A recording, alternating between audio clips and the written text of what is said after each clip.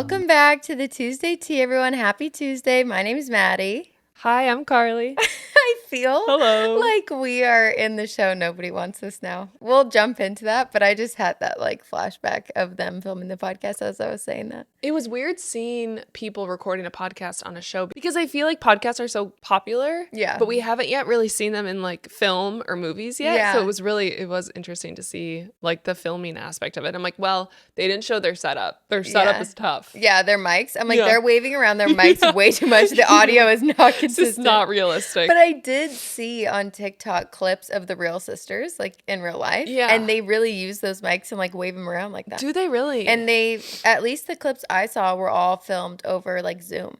So I don't know if they live together now, like in the same area. Because I'm sure they've been doing this podcast for a long time, obviously. Are they still rolling? Yeah, I Really? think so. Yeah. Yeah, because I saw a video that their viewership was like skyrocketing, obviously, from the show. They're like, Yeah. we're number one in like all these different countries and stuff. So yeah, they're still doing it. Why did they become a Netflix show? Well, I think I'm like afraid to say the wrong thing now because last week we did not know who Adam Brody was and we had some Yeah. angry people. We did. Well, not angry, but people like stunned that we didn't know who he was. Hashtag engagement. Yeah. And we don't know everything. We're just sharing our thoughts and stuff. And But we're working on it. We'll do our homework. from my understanding, she is like a director, producer type thing. And so she wrote this show about her real life. Oh, But like, okay. so I think she was already in like the film industry and I she was see. just like looking for inspiration and made the show. And I don't know how exactly it ended So it up was on her Netflix. idea. She's like, I'm going to pitch this. Yeah. Oh, that's I interesting. think so. Versus like they were a humongous, because I think of like Call Her Daddy. It's like, okay, someone makes a TV show about that because it already is humongous. Yeah. But really, she's already a writer. Yeah. Erin Foster, right? Is that her name? I think that's Joanne. Oh, okay. So I didn't do a lot of research on that real life couple. Aside from the main difference, spoiler alert, Yeah. is she actually did convert. Which, okay, before we get too into this. Oh, sorry. Pause. Because I have a lot of thoughts on that. I Okay. really want to dive deep into Yeah, it. let's do it. But for this week's episode, we're going to be talking about, for the story submission portion, we're going to be doing the nicest thing that anyone has ever done for you. And the stories, I was telling Carly while we were setting up, I was literally tearing up, like reading them just on my own before.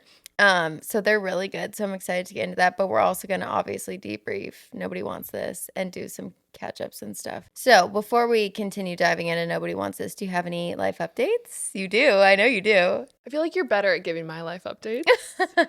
I just got back from a trip to LA with one of my bosses. It was so much fun. I've never been to LA. Oh, that was your first time? Yes. How did I not realize that? I think I'm at this point in my life at a point of no return of I've never been to New York. I mean, I have, but long story. I haven't. Like 20 minutes, and that didn't count. Yeah. And then never been to LA. What are other things? I've never seen Dirty Dancing. I've never seen Grease. It's like I've those never big seen Dirty things. Dancing either. Okay, so we have to watch that Okay, together. yeah. We have to. Because now it's like you're too old for it not to be either a big thing or you just never do it. Yeah. So same thing with Adam Brody. It's like I didn't know who it was. I or know. who he was. Don't get angry at us. I know, I'm sorry. We'll learn. Again, I missed that train, okay? I was like Yeah. a One Tree Hill gal. Mm-hmm. But we're learning. I was thinking about the lore of Adam Brody and like how, because he was in the OC, we were right. But people who loved that show, like seeing the heartthrob come back in like a really good, like major rom-com years later, that's like imagining like Chad Michael Murray, Yeah. like coming back years later and just being a total heartthrob. Yeah. Like that would be so cool. So I get why people are so excited about it. I have an unpopular opinion, I think. You don't think he's cute? Who? Adam Brody? I think Chad Michael Murray is a little cringe. Yeah, he is now. He didn't used to be though. No, he didn't. So I don't know what happened there. I don't either. What shifted? I don't know. I think He's it's in like like- Hallmark movies now, Yeah, and I it's think just that's like part of it. Chad, get it together. Yeah, and the wrinkles also, just his name's aren't a good Chad. look. I just realized that he's a Chad, sir. Some people can pull off aging really well. And I think Adam Brody is hot. And he just has, obviously I know he's playing a character, but he just has a way about him that you just love. Yeah. Even though I know he's acting, it's Yeah. the way he carries himself and like Yeah, his charisma. he just seems like a good guy. Yeah, where I think Chad Michael Murray, might be a little bit of a little tushy. I don't know. A tushy. Like a little bit of Come again? like a pushover, Oh, like a interesting. feminine. Yeah. I don't. A little more artsy. Artsy. A little whimsical. I don't think he aged like fine wine. Yeah, that's true. Hugh Jackman? Really? Ooh, and he's single now. Yeah, he Have you is. seen Greatest Showman? Yeah, you have. I've seen it like 100 times. Oh. That soundtrack, Ooh. literally, I listened to it straight for like 3 months when the movie came out. Same. I love a musical soundtrack. If there's one thing about me. Me too. Really? Oh yeah. Okay, we need to go see Wicked together. Yeah, we do. I saw Wicked not on Broadway. Who am I? In Chicago when I was like 10. That's cool. And I saw Idina Menzel and Kristen Chenoweth. They were like the OG Wicked people. What? You saw it with them? Yeah. That's cool. And then I think she broke her leg, Idina Menzel, and never did it again. And then they did a whole new cast. But I am so excited. 2 hours and 40 minutes runtime. Yeah. Woof. It's a commitment. I cannot wait. Defying Gravity. Get ready. Yeah. Warm up the vocal cords. I love a musical soundtrack. I literally listened to I know the whole Hamilton soundtrack and hate the play. Well, maybe I would like it better now. Hamilton soundtrack. Yeah, the I've never soundtrack's seen Hamilton. really good. Have I heard a Hamilton song? How does one go? Give it to me. Just kidding. Now's my time. I'm like, I've been waiting so long for you to ask that, actually. You did something. Were you just like tuned yourself? What? I'm crying. That was my time. Oh, that's really good. Oh gosh, Wait, I'm no, sweating. really? Is it just like an orchestra, or is there No, it's song like a full or musical. lyrics? Okay. Yeah. What's it? Okay, see, that's I another don't just thing. listen to classical music. Honestly, Ash, my boss that I just traveled with, in the car when she's getting ready, only classical music. Oh. And really, it's actually quite calming. Yeah. I love it. Like, Yeah. something about listening to, man, that was good. Something about listening to just instruments is really calming. Yeah. That's true. I mean, everything has its time and its place. I do love a good classical. I love jazz personally. I could listen to jazz. Sorry, all that's day. what she listens to. Oh. Wait, what's the difference? I don't know. Well, jazz is more like saxophone, trombone. Uh-huh. Classical is like violin. Like a symphony. Yeah. Huh. Mm-hmm. Okay. Again, we don't know everything. We're slowly This getting is not. educated, I swear. This is not an educational podcast. No, it's this not. is for entertainment. Oh my gosh, my mascara, is it bad? It's looking good though. It's No, on it my looks good. fingers. See, but like, again, I think this is something else. And I have a running list of things I need to catch up on as a human adult Yeah. on planet Earth. Yeah. And I would love to know things you just have to know as a human. And I was talking to Ash actually about this at a wine bar after our photo shoot. And I was like, who are people I need to know? Because this woman we were doing a photo shoot with, she made a comment about sitting by a record player as this woman. And I, just smiled and I'm like, yeah, I get that reference. No idea who she's talking about. And so I asked Ash later and she told me, and I'm like, okay, these are the things I just want to know being alive as a human. And I don't know what I missed in my childhood or teenage years that like I didn't know these people. Yeah. And What was the reference? Who was it? Jane Birkin. Do you know who that is? No. You're never gonna know everything. But like I want to know those iconic references. And so Hamilton, for example, let's run it back. I don't even know what that play's about. Yeah.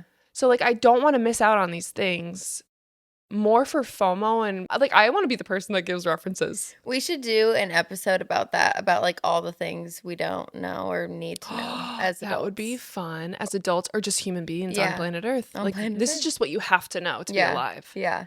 Or Like- things that we think people have to watch /see/know. Oh, I like and then that. like the ones that we still need to do ourselves. I like that. That would be a good one. That would be a fun one. Yeah. Yeah, that'd be good. But yeah, so you had fun in LA. Okay, your sorry. First Yes. time. Yes. One thought I had, this always happens when I fly, is how do more planes not go down every day? I really, that thought cripples me. Like, think about it. Yeah, It's think about it. It's a plane with wings and 2 engines. It does not make sense. It And you're weighs so much weighs and it so flies in much. the air. And human beings and technology are operating it. Both make mistakes often. Yeah. I don't get it. No. Does flying scare you? It doesn't, but as I get older, I think I'm realizing, man, with one human mistake or one technology breaking, it's over. Mm-hmm. Yeah. But I think there are so many things that could go wrong in a plane and it could still land, like, safely. Yeah, there's like But redundant systems yeah. to take over if something fails. But like if a bird flies into the engine, Yeah, we that can't. they gotta fix that. How is that not fixed by I mean, maybe Southwest, it call is. us. Like, how is it possible that if something so simple as a bird, which are all over the sky, And we can't control. yeah, fly into the engine, it's done? I don't know how we don't hear more news articles of like Southwest flight went down today. Like I don't get how. Yeah. I'm grateful. It makes Yeah. me very secure up there. Feels very secure. Back to LA. LA was great. It was a very fast trip. I landed on Thursday, flew home on Friday. So it was very fast, but it was good. Yeah. Great trip.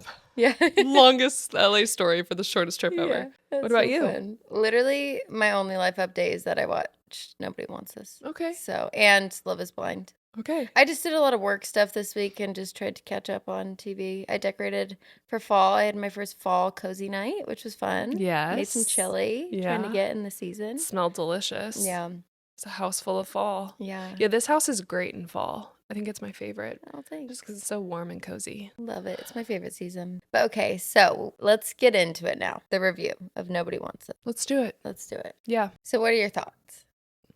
I thought it was incredibly cliche, but done so well. Yeah. And yes, it was incredibly predictable, but so wholesome and light. Mm-hmm. And it felt different from the average cliche love story. I don't know why. Yeah. But it did. The way, maybe it was just the production or the directing or the cast, but I loved it. I think diving into a little bit of like the debrief of the characters and Judaism and all that kind of stuff is really fascinating. But overall, I thought it was just like really wholesome, very light and airy and sweet. Yeah. It was just a good little story. What about you? Yeah, I saw some people saying that the reason why it like felt different is because for once, couple on a show is not like they're not both toxic.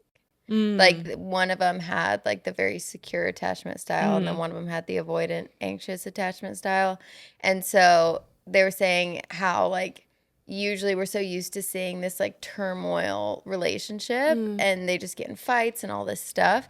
And it's like obviously a super, super healthy relationship is going to be kind of boring because it's not going to have any like exciting fights or drama. So they have to have a little bit of that for it to make a good TV show because a healthy relationship wouldn't make a good TV show. But it was just like more on the healthy side than we're used to seeing in Hollywood, which is kind of refreshing. And it's also kind of like, I don't know, it feels like a little hopeful for the girlies to see a man who literally is so good at communication. So the good. communication in that show. So good. He's so clear. Yeah. Yeah. And just like so honest, so understanding. Yeah. Just, oh my gosh. Consistent, Yeah. safe. He feels like that safe fireplace, like Yeah. it's not going anywhere. Uh-huh. Yeah. Yeah. So I really liked it. I do have a little bit of a hot take on the ending though.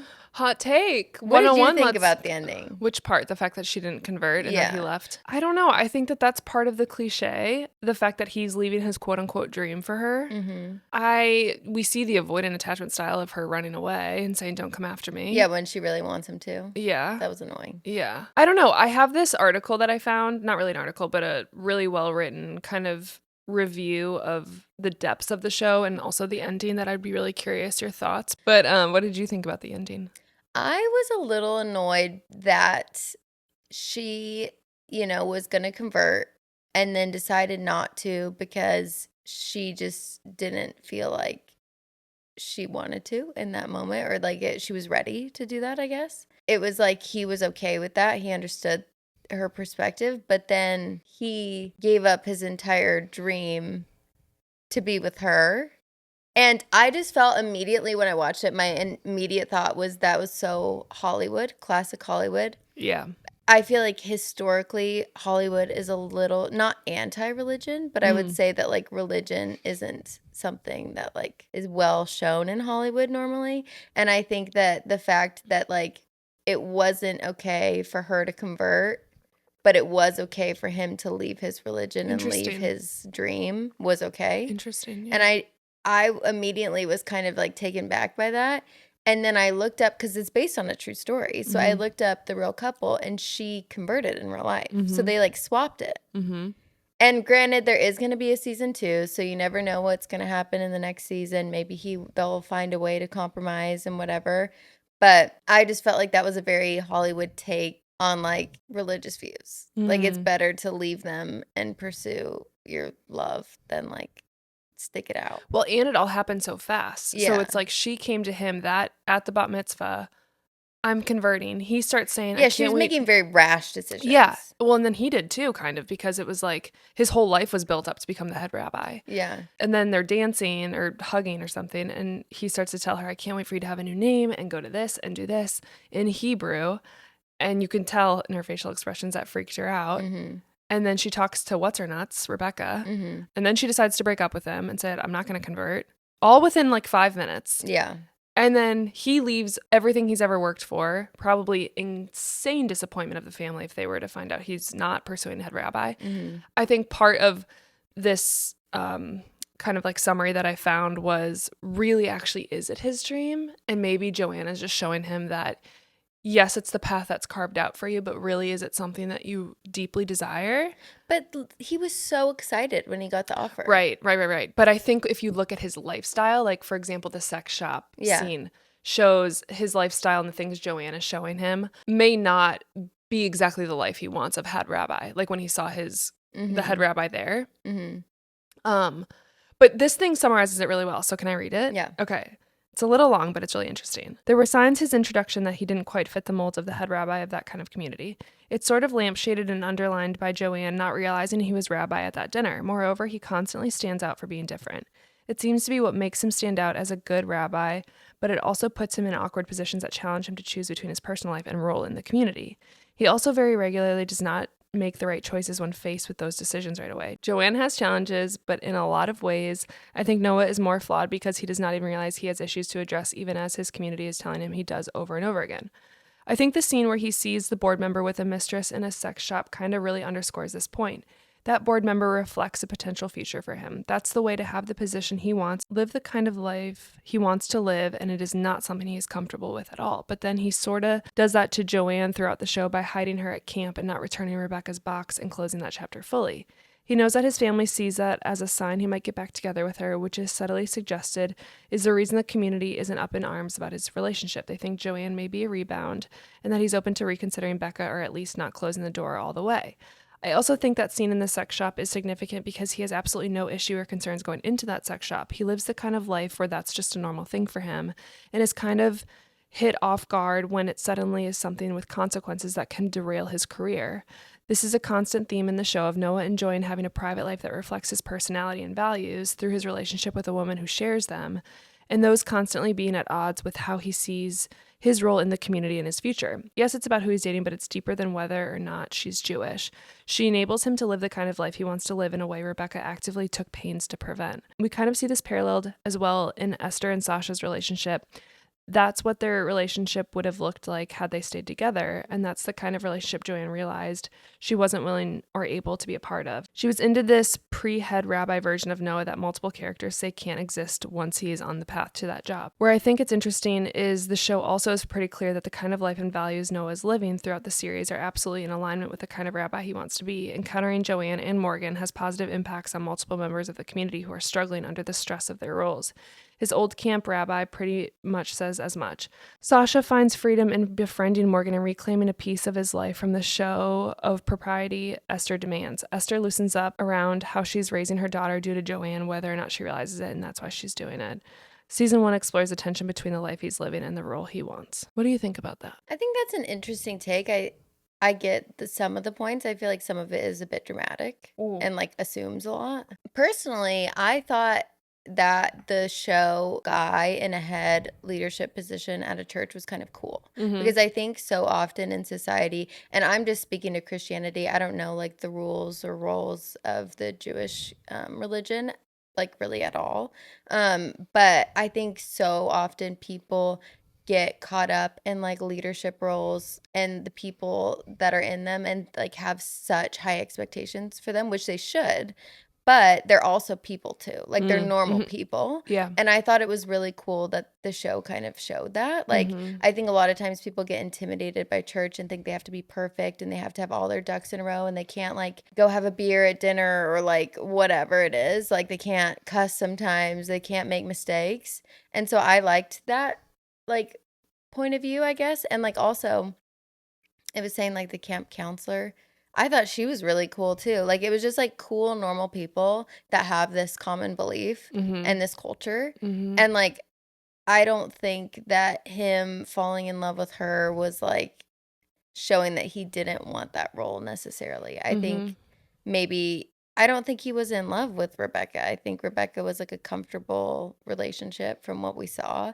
And I think he loved her, but he wasn't like in love with her. Mhm. And I don't know. I feel like there's a lot of stretches in that Mm. theory, but it's interesting. Yeah, it's interesting to hear the contrast between Judaism and the Jewish culture and community and family and the character that Noah is. And maybe some of it is like contradicting to each other, but also he's authentic in both, I think, too. Mhm. And I think Joanne maybe enables that part of him where he can, I don't know, like more than maybe Rebecca did. Mhm. But it seems like you could have both. But again, I don't know the rules of, like you said. And Yeah, and it also seemed like, I mean, the Jewish religion could be really impactful for Joanne too. It's mm-hmm. not like Joanne doesn't have a place in that and Noah Mm-hmm. needs to leave it because he wants this life of like Mm-hmm. quote unquote rebellion. But like she just didn't receive love from her dad a lot. She didn't really connect with her mom. Like they made that clear throughout the show. And so like I think being a part of a religion where like love and family is so important, it's a priority, and they have those morals and values, like could be really attractive to her because Mm-hmm. she's just missing out on that for so long. Yeah, I agree. So I think society is so quick again to like ex-nay religion. Like say like, oh, Noah doesn't want that. Like he needs to get out and these are all the signs and he Yeah. doesn't really want this life that he thinks he wants.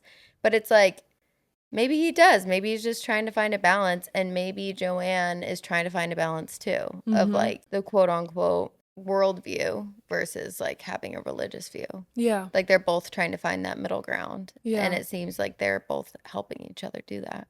And I think what's cool about the show regarding that, and I think the benefit it could have on Joanne is it does show hints of the deeply rooted community and faith. Mm-hmm. I would be curious. The way they depict a Jewish family was really interesting. Mm-hmm. I would be curious if that was accurate. Mm-hmm. Obviously, in every religion and every faith, we're all human, we're all different. I would be curious if that accurately depicts the stereotype of a Jewish family, Mm-hmm. or if it was just portrayed really extreme. I'm sure it was pretty Yeah, extreme. yeah, I'm sure that they just picked stereotypes and really just just went for played it. on them. Yeah. Yeah, What did you think of the sister I did not and the like her. brother-in-law?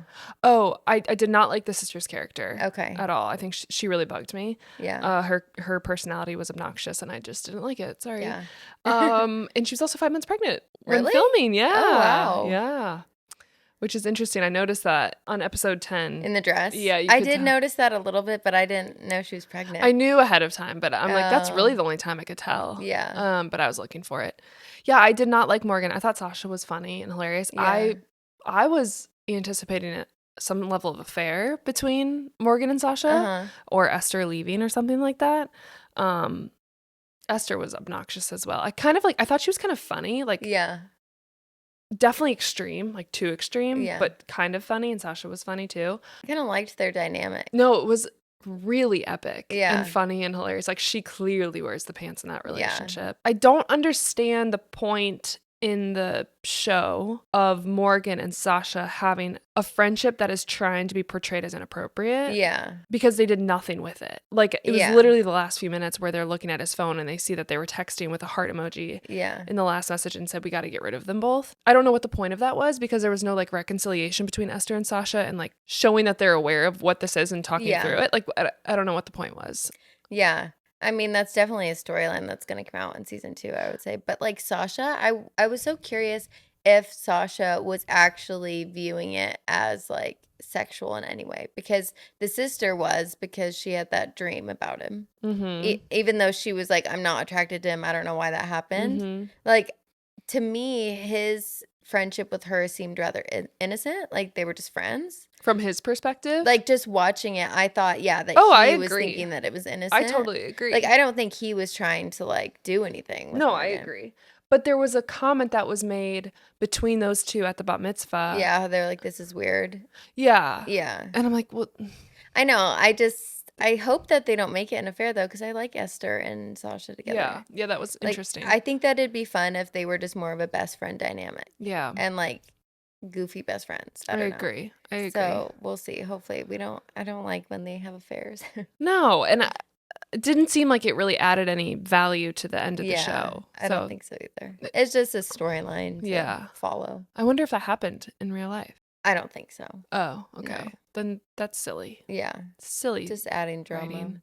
But yeah, it was really good overall. I really enjoyed it. It was good. Very lighthearted, easy Yeah. watching. Yeah. They had insane chemistry. Yeah, they did. Which was so cool. How old were they supposed to be in the show? I'm not sure. I was guessing like 35, and then I looked it up and they're both like 44, the actor and actress. So, Oh, wow. Yeah.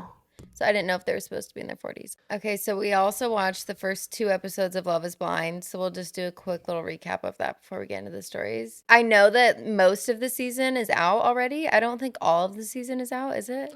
No, only 7 episodes are out. Okay. I think, Yeah. right now. We're both only 2 episodes in. I watched like 2.5. Which is so frustrating because it's like all I want to do is look up these people on Instagram. But Yeah, you have to wait. Yeah, I have to wait. Yeah. What did you think? I haven't seen it before. Oh, this is your first time ever watching it? Okay, you need to watch a different season. This one sucks. I hate it. I hate it. Why do you hate it?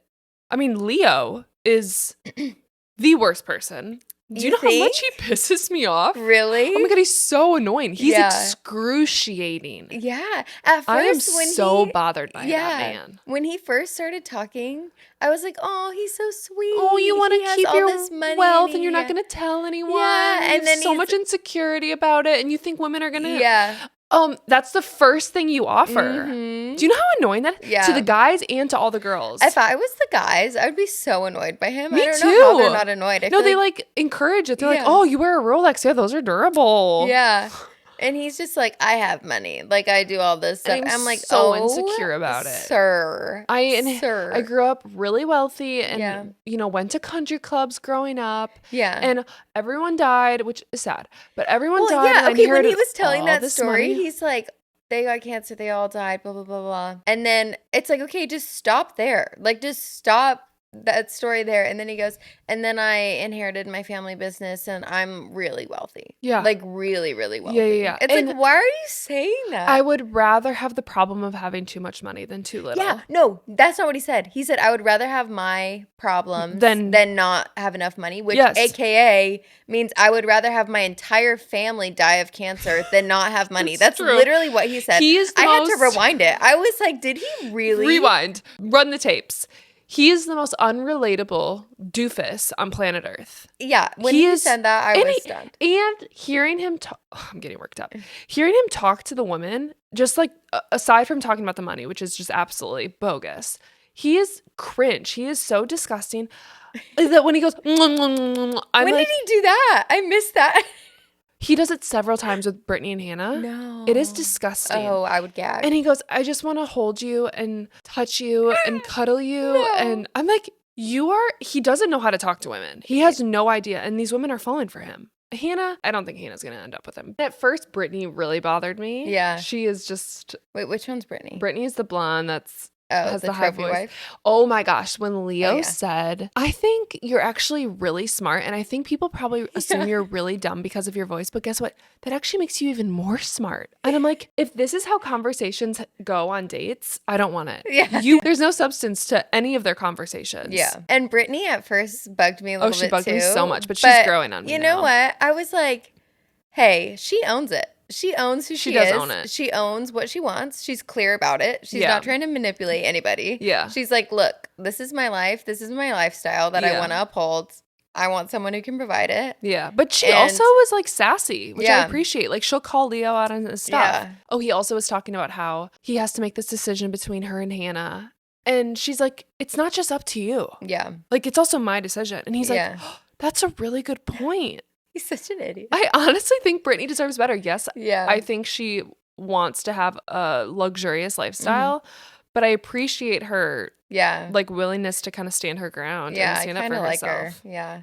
The only couples that I think were somewhat good, which normally there's like potential, Mm-hmm. and not everyone sucks. I feel like mostly everyone sucks on this season. Really? Yeah.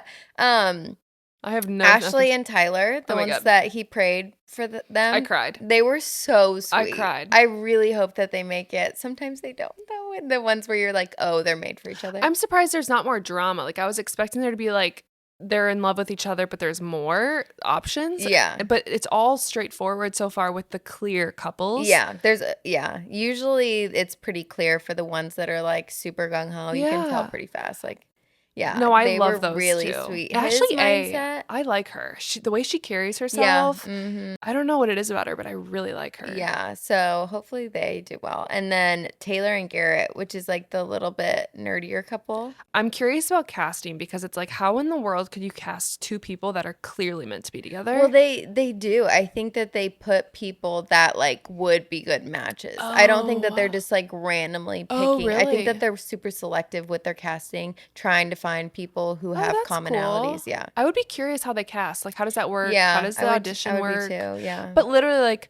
okay, you're a hydrogen bond expert and you're a Yeah. neurophysicist. Like, the fact that they knew what catalytic bonds were, I don't even Yeah. just made that up. Like, was I mean, I'm like, know. okay, that's over. But there's Yeah. she is freaking adorable. Stunning. She is beautiful. So beautiful. So she was in my friend's sorority. Oh, no way. Yeah. My friend Morgan, she texted me. She was like, the girl from my sorority's in Love is Blind. And I was like, did you actually know her? And she's like, yeah, we like took shots together. That's so funny. Yeah. She seems like the sweetest little thing. Yeah. Also really confident in who she is. Yeah. You know, this was a really small moment, I think, in episode 2, which I don't know if other people noticed this, but the way Monica supported Taylor when she got sunflowers. Yeah. That was sweet. And the card said, will you be my girlfriend? will you be my girlfriend? Yeah. And she said, let me go find you a pen. Yeah. A girl's girl. Monica is my dream friend. Yeah. She is so She's supportive. stunning too. Oh my gosh, she's the most gosh, beautiful thing I've ever literally seen. so beautiful. I don't think her and that white boy would look good together. No. That are talking for some reason. I just don't, not even look good. I don't get. You don't see it. I don't get Yeah. forever vibes, even though they're both happy. Yeah. They just feel very opposite to me, and like Yeah. he just feels. He gives me. I don't want to say toxic vibe, but something seems off with him. I appreciated that he was open about cheating. That was cool. And she was so grace filled, which was very impressive. Yeah. When he said, I thought that was game over. Yeah. What did he say? He was like, I cheated because I wasn't like getting enough from the relationship or something like that. yeah. What was his reasoning? It was something along those lines he where he also- like kind of blamed the girl. I think he said I could be making this up, but I think he said he felt like insecure, like that she was, he didn't deserve her. Yeah, he felt like he didn't deserve her. So he slid in someone's DMs. I'm like, that is the most pansy excuse I've know. ever heard. I don't deserve you, so I'm going to cheat on you. No, literally. No. Good night. Yeah. I And then hated she was that. so She graceful. was so nice. The production made it seem like in a moment she was gonna be like, okay, that's it Yeah. for me. But really, she was like, everyone makes mistakes, and I've been Yeah. cheated on before. I'm like, man, if you've been cheated on before, and he's, Yeah. hey, would you ever date a cheater if someone was honest? I think it would depend, like what the situation was, how they explained it to me, and Yeah. who they are now. But I like, wouldn't like write them off immediately. I would hear them out for sure. also, I don't know at what point that comes up in the relationship, but also you're never gonna get all sides of the story, so it's really just like trusting. But it does feel like a Yeah. little bit of a risk. I feel like you definitely can tell in your gut when Yeah, they're that's explaining it true. to you what's going on, and just you get to know their character on your own. So Yeah. yeah, that would be tough. I think my biggest fear is like you miss it and there's like a level of psycho. Yeah. And I think that's what Community's for. But that's Yeah. always my biggest fear is like you get married and then it's a serial cheater That or would be awful. Yeah. Yeah. Like the Who Did I Marry series. Oh my gosh. Okay, we Yes. literally have so much to talk about. Do you know who Aspen Ovard is? One more time. I'm Aspen gonna need Ovard. no. She's a big YouTuber, and she was like one of the OG YouTubers, and she was married. She wasn't Mormon, but her husband like grew up Mormon. They're from Utah. Literally, they filed for divorce the day after she gave birth to their third baby. Oh my gosh, why? What was the So reason? she at first was like, I'm not going to come out and like say this. I'm not going to give any information about our divorce for my kids' sake, all this stuff. And then something came out where now Swinger. she's talking about it. And it's like she's basically releasing all these videos with like little hints. And she's saying, like, I was lied to our entire marriage. Everyone knew except me. Don't. And people are thinking like his family knew. And he like never provided financially, which Oh. makes sense because she was like a huge Mhm. YouTuber. He didn't like carry the mental load of the family.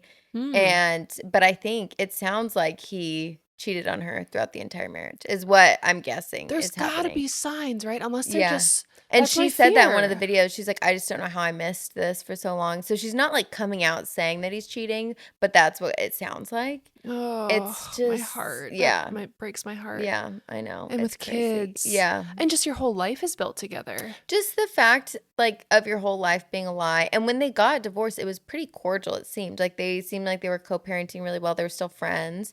But obviously now it's going to be a whole nother story. My Like, all that coming gosh. out. It's like, okay, My so you deceived gosh. me, our entire relationship.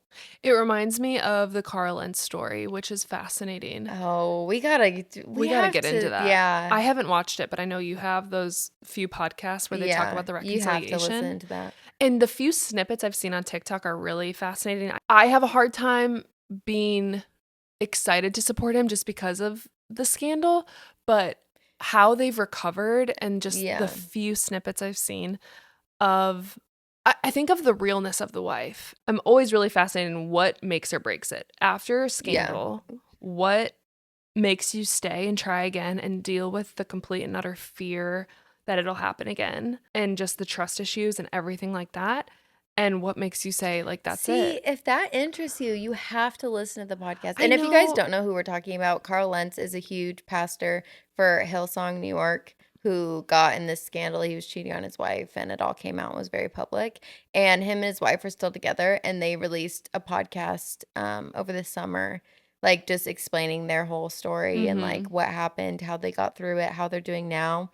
It is so interesting. Like, Yeah. it really is. And the wife is literally so cool. And she seems ruthless too, which I She is. appreciate. She is. The way that he explains what happened, the way that he explains like what he did wrong and everything that he's done to like make it right, it really does like It make feels me genuine. respect him. Yeah, Yeah. it does feel very genuine, and I think that like they are doing really well, and you That's should listen cool. to it. I It's will. really good. I'm hesitant to because it was such a bummer, especially Yeah, being for in the sure. Christian like light. Yeah. Again, we're all human, so it's okay. But I think that just like makes it a little bit more difficult on my Yeah. heart to listen to. Yeah. But I am fascinated about the reconciliation story. And again, the few snippets I heard on TikTok, the way she phrases the reconciliation and the journey towards that Yeah. was so cool. Yeah. I was so impressed with her Yeah. and how much she stood her ground, She's expected a awesome. lot from him, Mhm. but also had some level of grace. It was Yeah. really cool. But I'm really interested in like when those things happen, which are really hard, and I don't even know how you can think clearly, Yeah. how you decide if you get divorced or stay together and try Yeah. it. Like that's just such an impossible situation. Yeah. You gotta listen. I will. You Okay. gotta. Okay, we gotta get into these stories. We've Yeah, been let's yapping. do it. Now that we've talked about Professional cheaters for yappers. 30 minutes, we're gonna talk about the nicest thing that people have done to you. Get ready to be happy. Yeah. We're gonna that's give you a little funny. bit of whiplash. Yeah.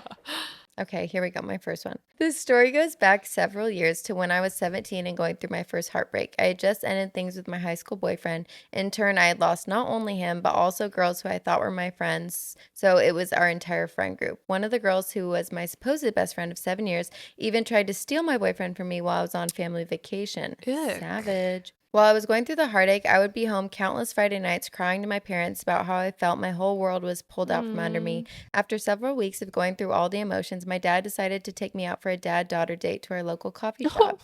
Don't. Every Friday and Saturday night, there would be a live band at this coffee shop, and it would be packed. It was the first time I had been out in weeks, and it was with my dad. I'll never forget the feeling of how he was my rock during such a low point in my life. Dad. He would tell me stories to make me laugh, or even about his own first heartbreak.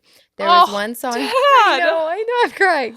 There was one song that the band played called Danny's Song that he sang along to and even chatted with the band later on that night. After that day, that coffee shop became our little spot, and that became our song. To this day, we each get each other gift cards for Christmas to go there, and it has become our little tradition. Several years later, I was going through another heartache with the same guy, and my dad Stop took, I it. know, I don't know. We need a story What a time behind freaking that. douche canoe. Get out of here. And my dad took me out for ice cream. I am now 25 years old, and the first thing that came to mind for this prompt was simply how my dad was there for me through the rough emotions of my life and how he put a smile back on my face. And years later, I'm still thankful for the man that he is and how he was simply just taking me out for coffee or ice cream. The Oh, sweet gestures mean everything. P.S. He never liked my boyfriend anyways. Dad. Isn't Okay, that so sweet? Mamacita, I have a recommendation. I Yeah. have a thought. Yeah. Please have Danny's song be your dance with your dad Oh, at your for wedding. sure. For sure. That is so tender. Something about a father-daughter relationship.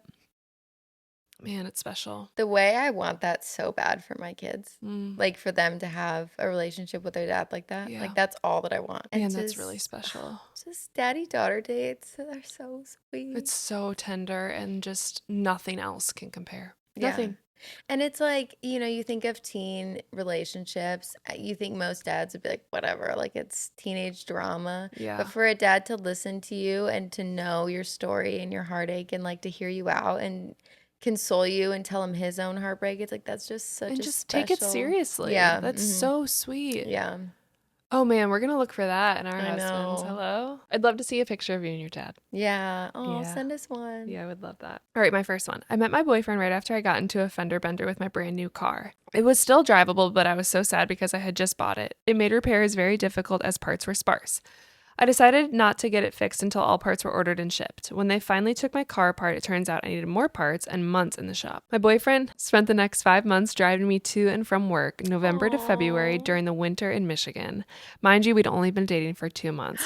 Fast forward a year plus, and we're still together. Oh, that's so sweet. Isn't that just the nicest thing? Like 2 months in, every day to work Yeah. in winter. Yeah. 2 months, you're strangers still. He's committed. That's Keep that so boy sweet. around. Little heartwarming thing. My next one. I was a young mom just trying to get out of the house and not go stir crazy, so I decided I'd go to Target. I just had our second baby girl and I bought myself a coffee. Our baby girl was in the big part of the basket, and my older baby, they're only 18 months apart, was in the kid's seat. I felt like I was nailing it, which wasn't a frequent feeling. I felt often during that phase. I had pretty gnarly postpartum anxiety. The girls were in great moods and were going with the flow, and we had gotten several compliments on their behavior, so I was on cloud nine. I drank maybe 2 sips of my coffee and I put it in the cup holder, and then I turned around to look at something. I heard the terrifying sound of ice shaking and liquid smashing on the ground. My 18-month-old had ripped the cup out of the cup holder and thrown it on the ground. Keep in mind, I'm nursing both of these cuties, so sleep deprivation was to the max. And she said, I don't even know if I should have been driving at that point. I needed that coffee. I started bawling, my embarrassment, exhaustion, and fear that someone was going to have harsh words around me. But by the grace of God, the kindest Target manager saw the whole thing. She came over and told me not to worry and would get it cleaned up as I begged her for a towel or a napkin so I could clean it. She hugged me and told me she remembered how this felt and asked what I was drinking. I told her to please not worry about it, but she did anyway. So sweet. She went over and asked the Starbucks employee if she remembered what I ordered, and she ordered it for me and got me a muffin for my oldest daughter. The bottom of my pants were covered in coffee, so she grabbed some leggings for me and grabbed some shoes to let me try on and told me to go change while she watched over the girls. Oh my gosh. I know. She loved me so well, and I'll never forget the way she made me feel. She could have been frustrated that she had to clean one more thing. She could have ignored me altogether, but she didn't. That was 6.5 years ago, and my oldest coffee thrower is now 7. I still hug her when I see her in the store, and I've told my now 3 girls that how we aspire to love people like her. She's still there. Yeah. Wait, that is so I literally want to cool. cry. No, that's That really story. special.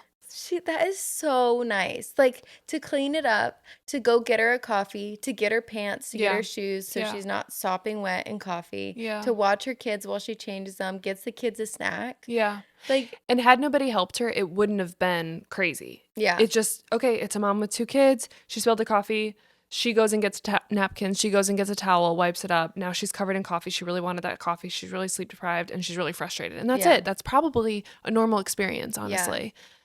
To know it like literally left an imprint on her life. Yeah. And her kids' lives 7 years later. I mean, that's just like so touching. I know. It's so small, but it's humongous. It is. Oh.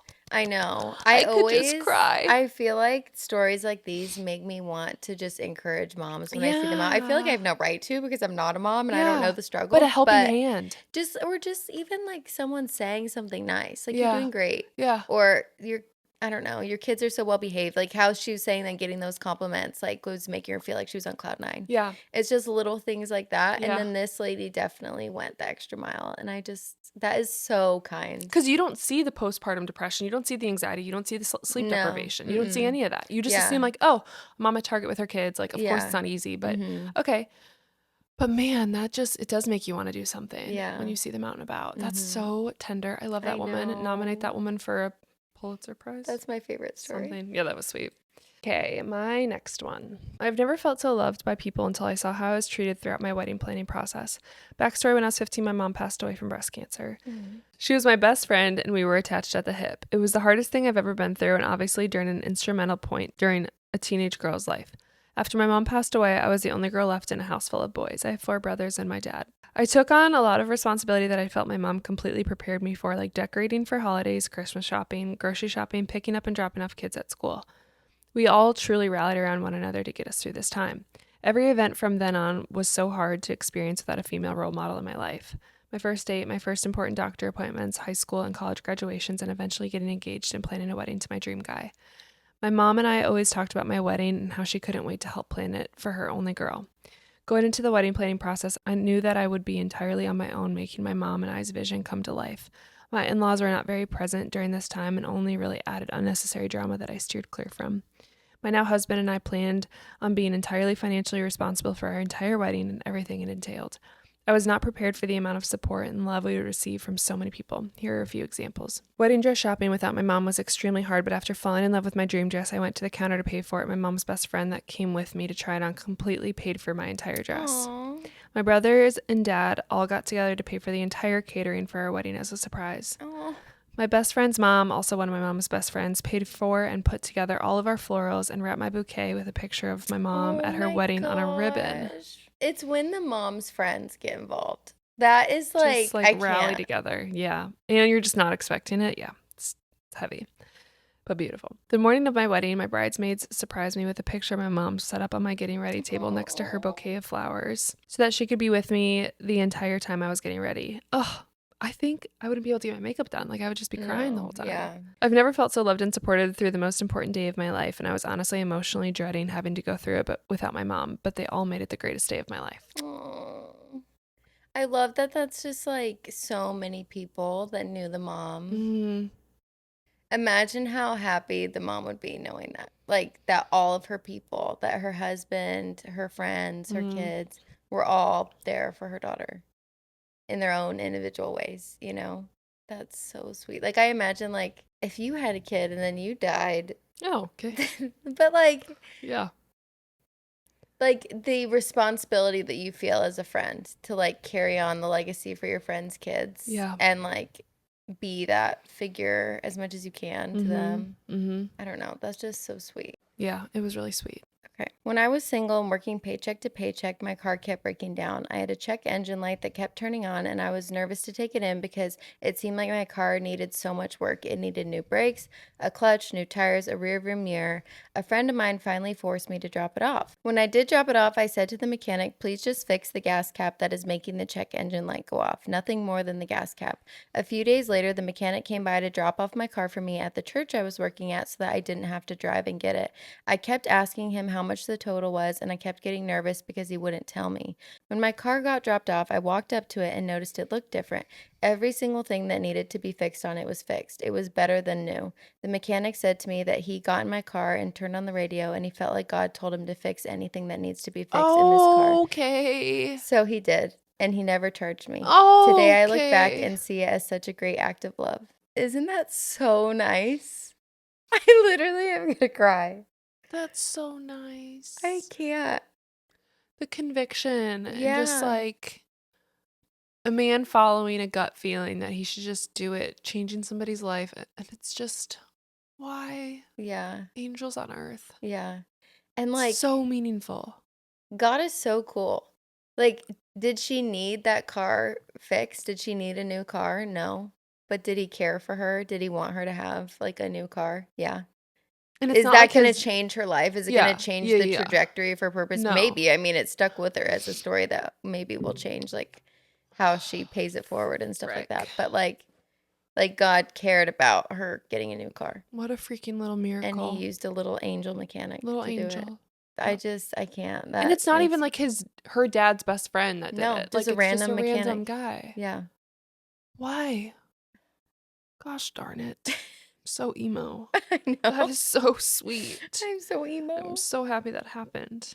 Okay, my next one. About 10 years ago, my house flooded to the point where we had to temporarily move out and gut and redo the whole interior. We had hired a company to help clean the debris, and I had come home from class one day with some lunch and forgot that our water was turned off and I couldn't wash my hands.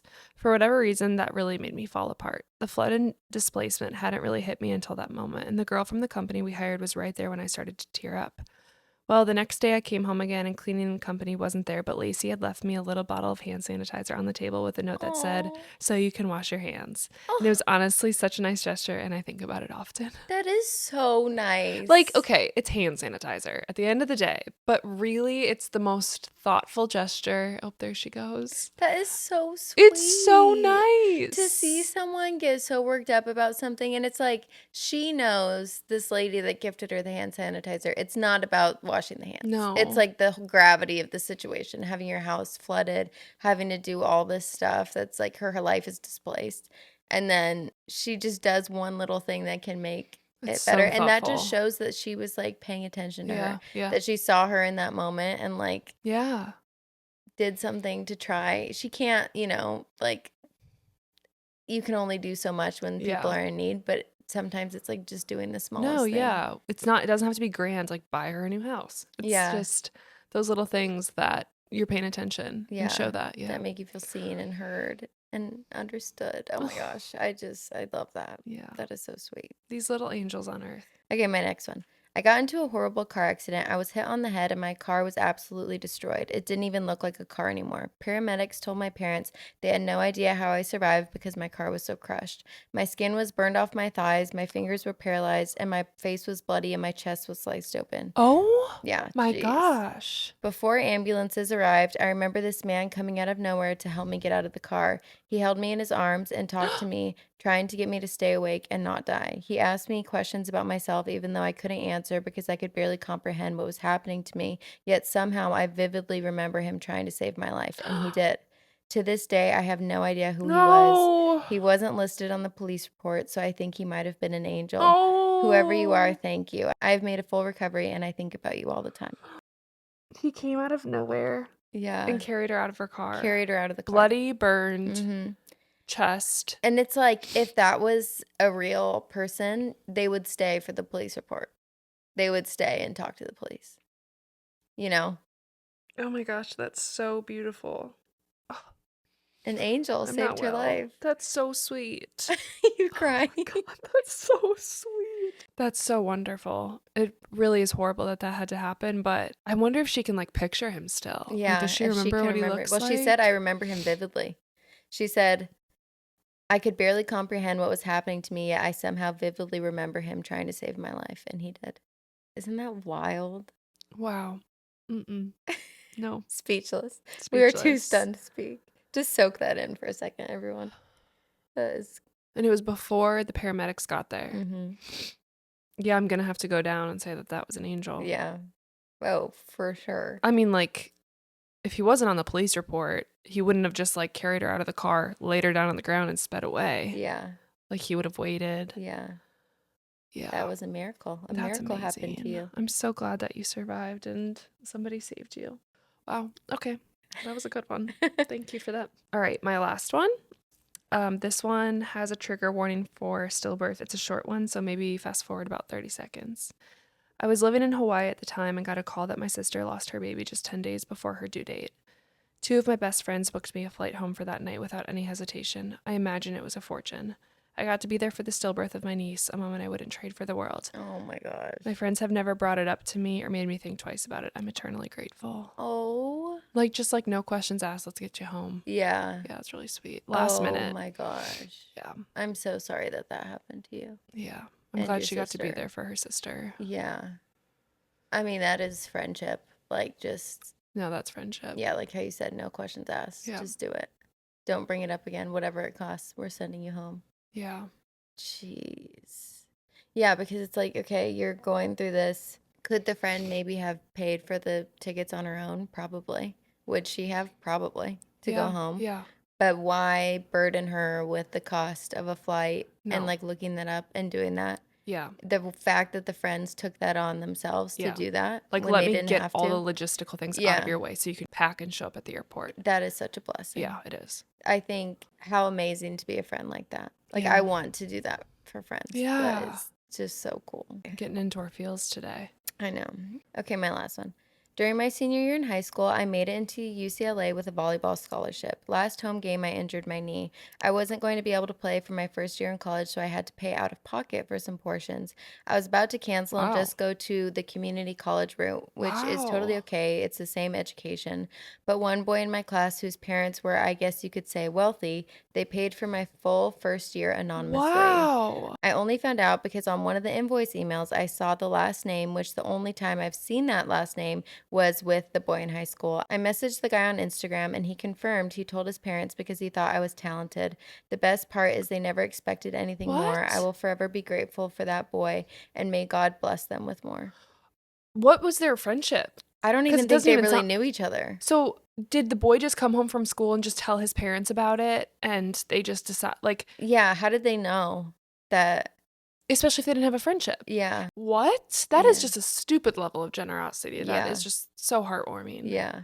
That I is know. so Someone you don't even wonderful. know and anonymous, you don't even like Like, they know owe you them. nothing, No. much less obviously, like, that's the point of being so kind and generous, but, like, Yeah. that is absurdly Yeah, generous and usually it's for kind. people that you like know somewhat and you know that they're Yeah. struggling. I'm very curious how they knew, but I mean that doesn't matter. But it's just like so cool No. that someone you Like don't an even know. acquaintance Yeah. paid for your first year of college at Yeah. probably a quite expensive school. Yeah. That is so wonderful. I know. I'd be curious. Midnight Library is something that sticks with me forever. Just thinking about the trajectory of your life and what would have changed had you gone to the community college. Obviously, there's no point of really like taking time to think about that because we have no idea the different factors. But joining the volleyball team, I'd be curious if did she still play? Yeah. Yeah.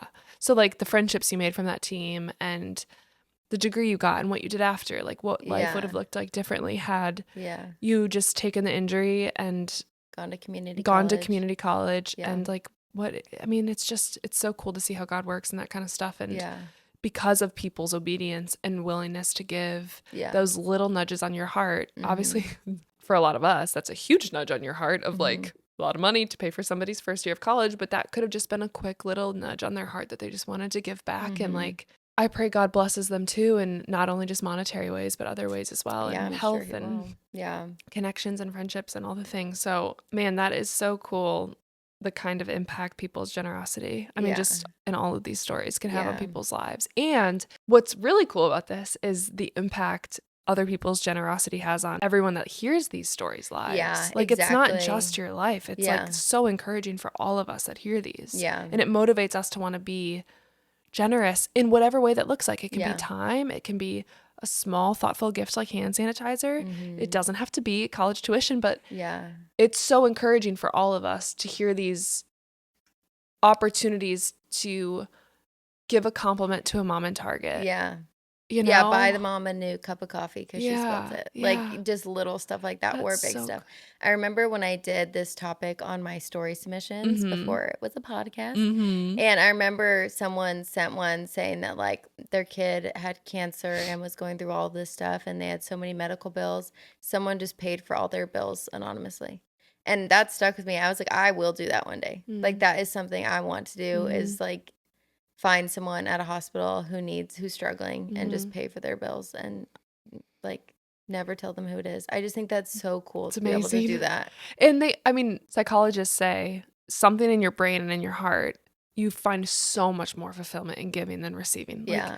Like receiving gifts is obviously so great, but what it does to us when we give Mhm. is just incomprehensible. Yeah, and that's biblical too. Yeah. I mean, Yeah. There's just so much more joy. it's so cool. Just something about giving back, again, even if it's the smallest thing in the whole world. Yeah.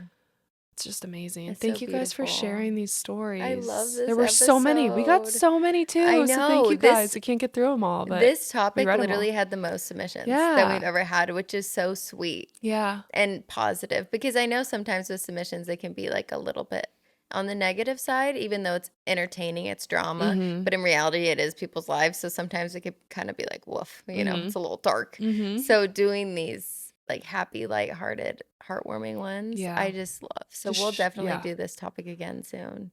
So you guys can send in more. But yeah, thank you for writing in. Yeah. And for all the people that have showed up for other people, Yeah. whether or not you wrote it in or not, Mm-hmm. you all have probably showed up for people Mm-hmm. that could write in as well. So Yeah.